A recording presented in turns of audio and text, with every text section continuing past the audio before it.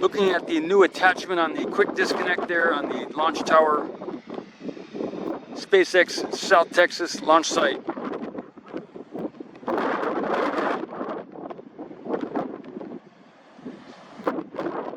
It's the end of September 2021. Paul Mamakos with OceanCam Space Corp.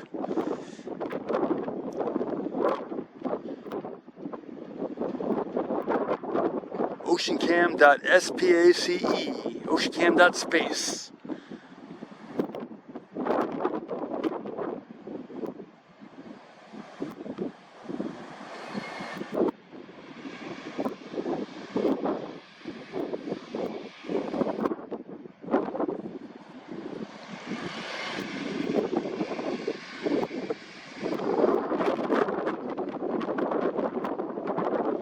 I'll tilt down.